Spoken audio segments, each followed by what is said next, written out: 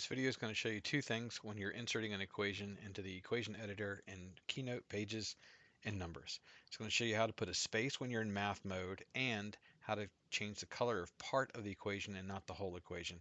Then I'll also show you how to change the color of the whole equation and the size of the characters at once. All right, so first off, the spaces. We're in math mode, not text mode, but in math mode. So in math mode, if you put a space in there, then um, the software will ignore it, and the LaTeX interpreter will ignore it.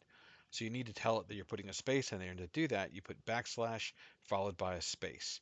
So backslash is the kind of the alert command that something else is coming after it that's not supposed to be ignored. So backslash, in this case, space. So an example, if I had x equals x subscript 0, it looks like this.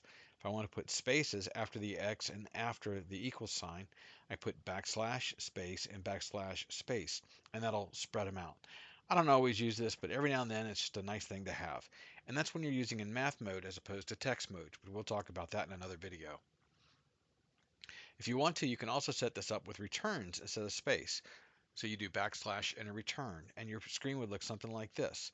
X backslash and a return equals the equal sign, backslash and a return, and then X subscript 0. And you get the same output. It just looks a little different when you're putting it in there. So how do I change the color of a section of the equation? I can do a variable or just a piece of it. So to do that, I'll use the color command. And the color command looks like this.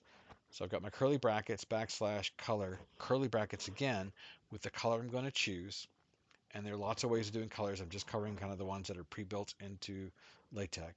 And that equals x, I'm sorry, right after the curly bracket, it's x equals x subscript 0 curly bracket.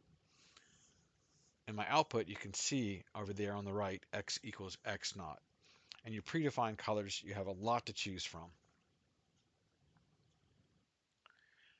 So when I type this in, it's going to look something like this in the code. And I put little black curly brackets so you can see how the code is separated out. And then I put blue backslashes so you can see those are going to be the spaces. So that is where the color command occurs.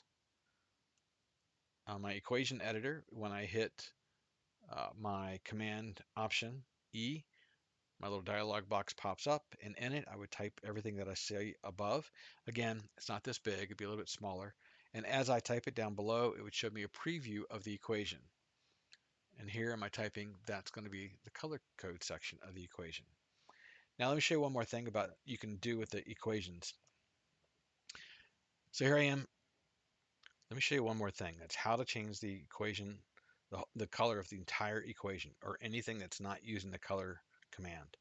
So here's the same equation. I'm not using spaces and I'm not using the color command. And the first thing I want to do is I want to change the color. So I click on it to select it. And then on the right hand side, I click on Format. And then over here, I can click on the color and I'll choose a different color. And the whole equation changes color. Anything that's not using the color command will override this. So as you change colors, anything with the color command will stick. So here I can change colors. I can also change the size of it. I can grab one of the boxes and change the size of it.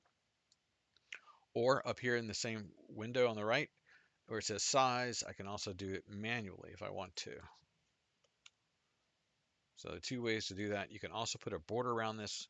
You can do drop shadows, reflection, opacity, and you can put a title above it and a caption below it if you want.